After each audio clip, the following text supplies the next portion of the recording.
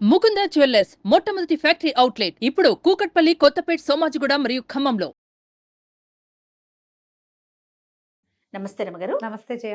రమగారు, మనకి మహాలయ పక్షాలు మొదలవుతున్నాయి. పెద్దవారికి మనం పెట్టుకుంటూ ఉంటాం కదండి.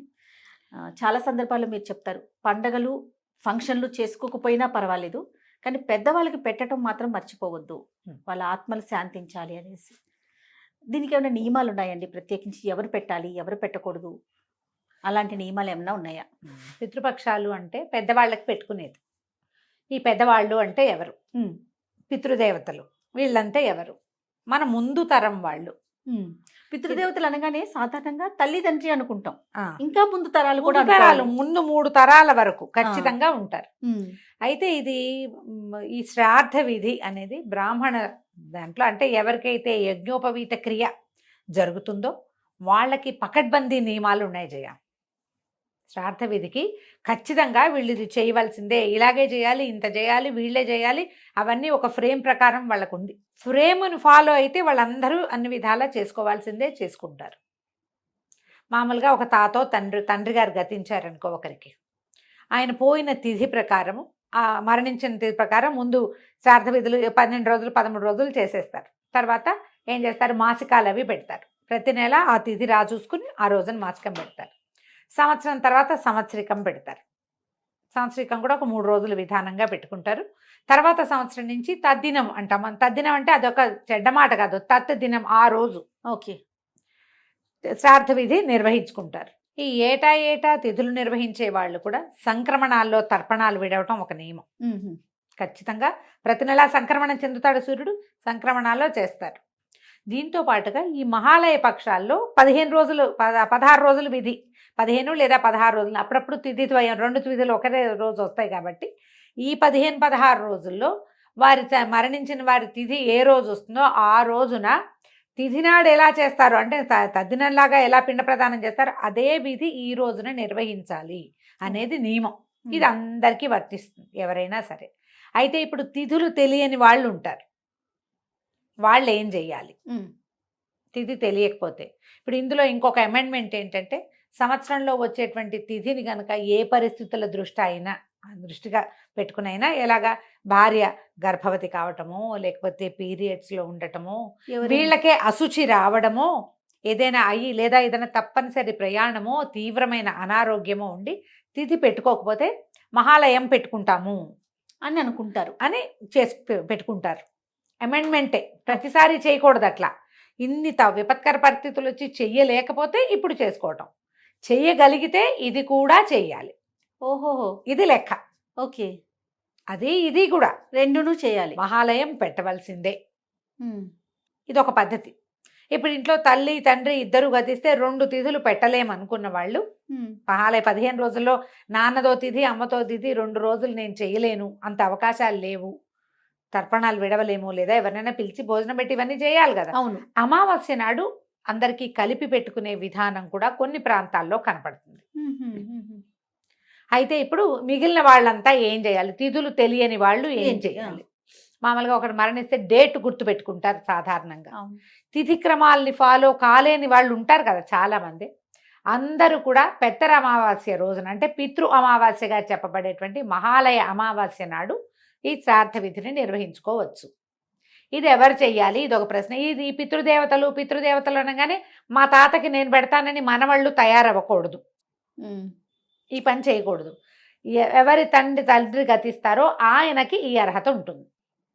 ఒకవేళ మన తాతకి ఏమైనా చేయించాలి అంటే మీరు నాన్నగారిని ప్రోత్సహించి నాన్నతో చేయించండి తప్ప మనం చేయటానికి లేదు, మీకు అర్హత లేదు. తండ్రి ఉన్నవాడు చేసే విధానం కాదు ఇది.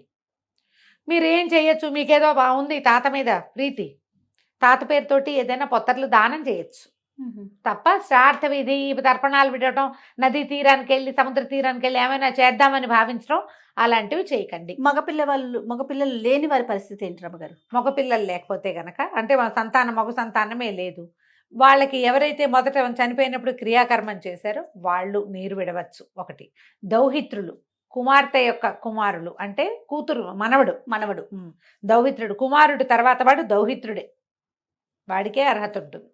దౌహిత్రుడితోటి చేయించవచ్చు. ఈ ప్రతిసారి చేయలేమనుకునే వాళ్ళు ఈ బ్రహ్మకపాలలోనో కాశీ వెళ్ళమో గయా శ్రాద్ధమో పెట్టేస్తారు. ఆహా. అవకాశం ఉంటే తర్పణాలు విడవటము, అవకాశం లేకపోతే ఇంకా చేయగలిగేది ఏమీ లేదు. ప్రత్యేకించి కారణాలు ఏంటండి తర్పణాలు వదలటానికి, ఈ మహాలయ పక్షాలు పాటించటానికి? ఎందుకంటే ఎన్నిసార్లు మనం మాట్లాడుకున్నా ప్రత్యేకించి చెయ్యాలి చెయ్యాలని చాలా బలంగా మాట్లాడుతూ ఉంటాం కదా, కారణం ఏంటి? మన శాస్త్రం ఇట్లా చెప్పింది జయ. ఇప్పుడు మనం మరణిస్తాం, మనది ఎలాంటిది, జనన మరణ చక్రం తిరుగుతూ ఉంటుంది. అవును. మరణించిన మన తాత తండ్రుల తాలూకు ఒక అంశ స్వరూపం పితృలోకాలలో ఉంటుందని చెప్తారు. మన ముందు వారిని తలుచుకోవటం నీ శ్రద్ధ. అసలు శ్రాద్ధం అంటేనే శ్రద్ధతో చేసేది అని. నువ్వు నీ మూలాలు మరవకుండా ఉండటమే ఈ విధి. ఏమి మరవకూడదు, మీ తాత పేరు తండ్రి పేరు మర్చిపోతావు నువ్వు. వాళ్ళని గుర్తు చేసుకుని వాళ్ళ వల్ల నేను వాళ్ళు పుట్టాను, ఇక్కడ పెరిగాను, ఏమిటో చేస్తున్నాను నేను, ఇదంతా చేయాలి అంటే మనకు ముందు ఉండాలా. అది పైగా ఇప్పుడు వీళ్ళు ఉన్నారా, వాళ్ళు మామూలుగా మనం పుట్టేస్తారని చెప్పుకుంటాం. చనిపోయిన ప్రతి వాడు పుడతాడు, పుట్టేశాడు కదా, పుట్టేసిన మన తాతకి ఎందుకు క్రియలు చేయటం అంట. ఇప్పుడు పుట్టేసినా కూడా వాడు ఏ లోకంలో పుట్టాడో అక్కడికి ఈ ఆహారం అందుతుందని చెప్తారు. ఒక్కొక్కసారి మన తాతగారు తండ్రి, మన నాన్న గతించిపోయిన తండ్రి దేవలోకంలో ఉండొచ్చు, నాగలోకంలో ఉండొచ్చు, మానవ లోకంలో మనలాగానే ఉండొచ్చు. వారికి ఏ ఏ ఆహారాలు అవసరమవుతాయో అంశాస్వరూపంలో సూక్ష్మ రూపంలో వాళ్ళకి అది అందుతుంది. నీ శ్రద్ధ నీ ఖాతాలోనే జమ అవుతుంది. నీకు ఒక శ్రద్ధ ఉంది కదా, అదే శ్రద్ధ నీ ఖాతాలో జమ అయ్యి నువ్వు ఇచ్చినటువంటి ఆహారము వాళ్ళకి సూక్ష్మ రూపంలో సూక్ష్మాంశంగా అందుతుంది. ఇప్పుడు ఈ విధానం లేదనుకో జయ, నీ ముందు వాడి పట్ల నీకు కృతజ్ఞత లేదు, నీ తర్వాత వాడి పట్ల నీకు శ్రద్ధ ఉండదు. ఎందుకు పుట్టావో, ఎందుకు పెరుగుతున్నావో, ఎందుకు తిని ఎందుకు బతుకుతావో తెలియదు. అంటే వంశం మూలాల్ని గుర్తు చేసుకోవటం, గౌరవించడం అంతే కదా. అంతే, మన ముందు తరాల వాళ్ళని గౌరవించడం. ఇప్పుడు ఈ రకమైన శ్రద్ధ ఆస్థ ఏదైనా ఉంటే జయ, జీవితంలో ఒక నియమం ఏర్పడుతుంది. ఇప్పుడు పెద్దవాళ్ళు ఎందుకైనా పెట్టినాయి, నేనేదో సాధారణమైన లాజికల్గా చెప్తున్నాను ఈ మాట, మీరు ఆలోచించండి. ఇప్పుడు శ్రావణ మాసం వచ్చింది, లేదా ఇప్పుడు భాద్రపద మాసం వచ్చింది, ఒక మాసం. ఈ మాసంలో చనిపోయిన మన తండ్రి తిథి నీకు గుర్తుండాలంటే నీకు ఎంత అటెన్షన్ ఉండాలి, దానికి కావలసిన ఏర్పాట్లు నువ్వు ఎంత శ్రద్ధగా చేయాలి. మనకున్న పర్వదినాలన్నిటితో పాటుగా పితృపర్వదినాన్ని కూడా నువ్వు గుర్తుపెట్టుకోవాలి కదా. చనిపోయిన తండ్రి పోతే పోయాడు అనుకుంటావు కాదు కదా, పోనీ తిథి తెలీదు, కానీ అప్పుడు ఏం చేస్తావు, నువ్వు పెద్దలకు పెడతావు 2 సార్లు సంవత్సరానికి.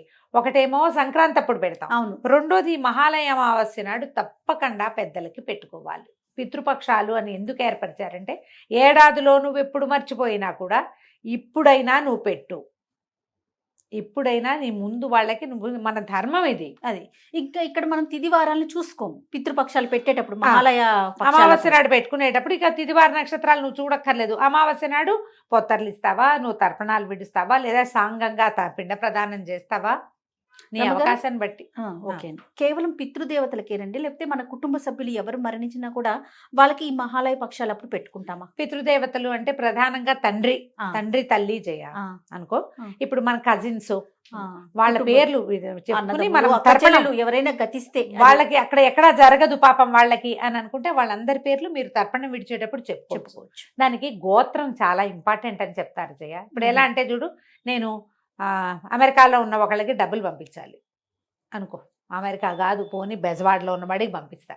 వాడివి నాకేమేం కావాలి, అకౌంట్ నెంబర్ కావాలి, ముందు వాడి ఫోన్ నెంబరు, వాడి పేరు పూర్తిగా. ఒక అక్షరం నాగేశ్వరరావు రాసేటప్పుడు ఎస్హెచ్ రాస్తే కొంతమంది, ఎస్ఆర్ రాసుకుంటే కొంతమందికి ఎవరికో పోతుంది.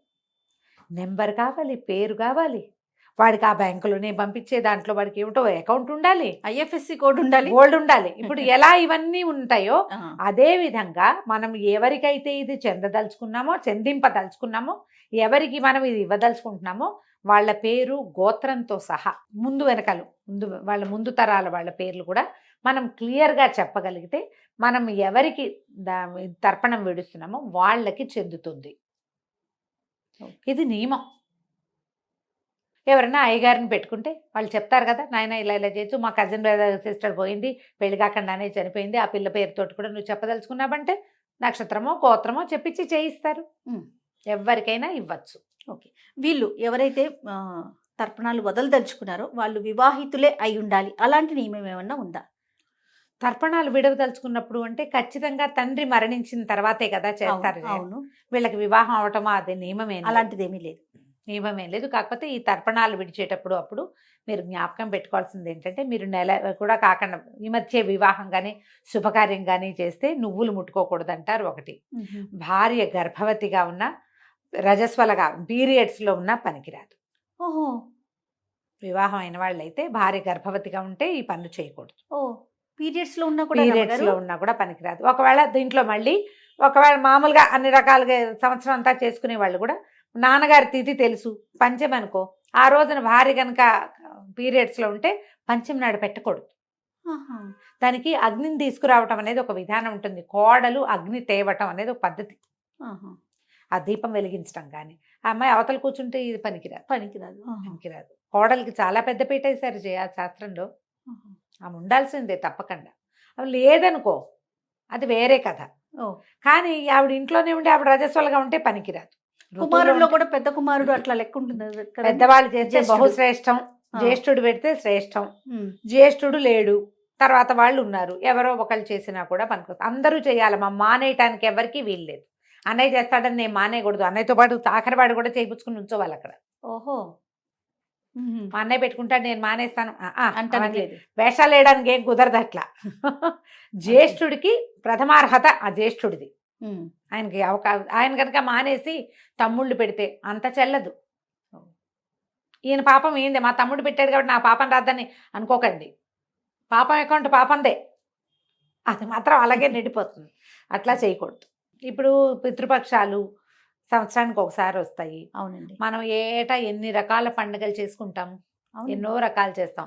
దీంతో పాటు పర్వదినాలు చేసుకుంటాం, జాతీయ నాయకుల పుట్టినరోజులు కూడా జరుపుకుంటాం, స్వతంత్రోద్యమం పండగ జరుపుకుంటాం, స్వతంత్ర నేషనల్ డేస్ నేషనల్ డేస్ జరిపేసుకుంటాం. అన్ని జరుపుకుంటాం. ఏమి ఒకటి చేయటానికమ్మా మనకి బాధ? ఉమ్. ఇది కూడా ఒక విధే కదా. మనం చేయవలసింది విధి అంటే ఏమిటి, తప్పకుండా చేసి చేసి తీరాలి. తీరాలి. ఇవి మానకండి. ఇప్పుడు ఇవాళ రేపు విపరీతంగా చూస్తుంది ఏంటంటే, పితృశాపం ఉంది మీ వంశానికి, అవును. ఇలాంటివి వింటూ ఉంటాం. ఆ. ఈ పితృశాప నివారణార్థం గోకర్ణానికి కాశీకి పరిగెత్తుకుంటూ వెళ్ళి ఈ పితృశాపం పోగొట్టుకోవడానికి ప్రయత్నం చేస్తున్నారు. పితృశాపం వల్ల ఎలాంటి ఇబ్బందులు వస్తాయి? సంతానం కలగదమ్మా, సంతానం కలగదు, ప్రాస్పరిటీ ఉండదు. మనం పితృశాపం అంత పెద్దది కాకపోయినా అసలు చేయవలసిన విధి చేస్తే సరిపోతుందిగా. తల్లులు తాతలు గతించిన తిథులు తెలుసుకోండి. చేయగలిగితే ఈ 15 రోజుల పౌర్ణమి నుంచి మొదలు పెట్టుకుని అమావాస్య దాకా చేస్తాం. పౌర్ణమి నుంచే మొదలు, భాద్రపద పౌర్ణమి ఉంది కదా, ఉమ్. అక్కడి నుంచే స్టార్ట్. ఆ రోజు నుంచి మొదలు పెట్టుకుని తిథులు తెలిసిందా, తిథి ప్రకారం పెట్టుకోండి. ఉమ్. ఎంత చేయగలిగితే అంత చేయండి, మానేయకుండా. సాంగంగా మొత్తం విధి చేయగలిగారా మహత్తరంగా సంతోషం. ఉంటుంది. కొంత చేయగలరా అదైనా చేయండి.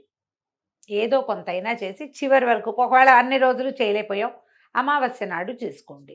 అంతేగాని మీరు అన్నట్లుగా ఆ. చేయాల్సింది మానేసి పరిహారాల కోసం పరుగులు పెట్టారు. పరిగెత్తద్దు. ఇప్పుడు పితృశాప పరిహారార్థం ఎంత ప్రయత్నం చేస్తున్నారు. అవునండి. ముఖ్యంగా చేయవలసిన విధులు ఇవి కదా. కాబట్టి ఈ శాస్త్ర విధి ఏం చెప్పబడిందో ఆ రకంగా చేసుకోండి. ఇదేంటంటే ఇదో పండగ కాదు. చేసుకోవటం అంటే చేయవలసిన క్రియా విధానం చేయటం. ఓకే. చివరిగా ఒక్క ప్రశ్న అండి. ఉమ్. అంటే అన్ని కమ్యూనిటీస్ చేస్తారా, చెయ్యొచ్చా? అన్ని కమ్యూనిటీస్ చేయొచ్చు, ప్రతి వాళ్ళు చేయొచ్చు. ఇప్పుడు వాళ్ళకి ఫ్రేమ్ చేయబడి ఉన్న వాళ్ళు వాళ్ళ ఫ్రేమ్ ప్రకారం వాళ్ళు చేసేసుకుంటారు. అవును, అవును. ఫ్రేమ్ లేని వాళ్ళు, మీరు సంక్రాంతి పండగలో పెద్దలకు పెట్టుకునే పద్ధతి ఉంది మా ఇంట్లో అని అనుకున్న ప్రతివాడు అమావాస్య నాడు పెట్టుకోవచ్చు. ఒకవేళ మేము ఎప్పుడు పెట్టలేదండి, ఇప్పుడు కొత్తగా పెట్టచ్చా?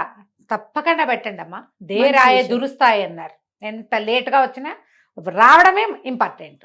అమావాస్య నాడు ఒక అయ్యగారిని ఎవరినైనా తెగ చుట్టుపక్కల ఉంటారో దేవాలయానికి వెళ్ళండి, మా జాతికి లేదు మేము చెయ్యొచ్చా, మాకు ఇలా చెయ్యాలనుంది అంటే లోపల ఉండటమే కదా. మీకు ఎంత చేయొచ్చో అంత చేయిస్తాడు. మీకు పెద్ద పెద్ద విధానాలు అక్కర్లా. అంతే. ఓ చిన్న పొత్తర్లు ఇవ్వచ్చు నాయన మీ తాత పేరు చెప్పి ఆ. అని చెప్తారు. తాత పేరు చెప్పండి, మీ నాన్న పేరు చెప్పండి, పొత్తర్లు ఇవ్వచ్చు, ఇవ్వండి, ఓకే. ఇంత ఇది ఫలానాది ఇవ్వండి ఈ రోజున అని చెప్తే అంత మాత్రమైనా మీరు చేయదలుచుకుంటే కనుక తప్పకుండా చేసుకోవచ్చు. ఏమీ తప్పలేదు. నమస్తే. నమస్తే.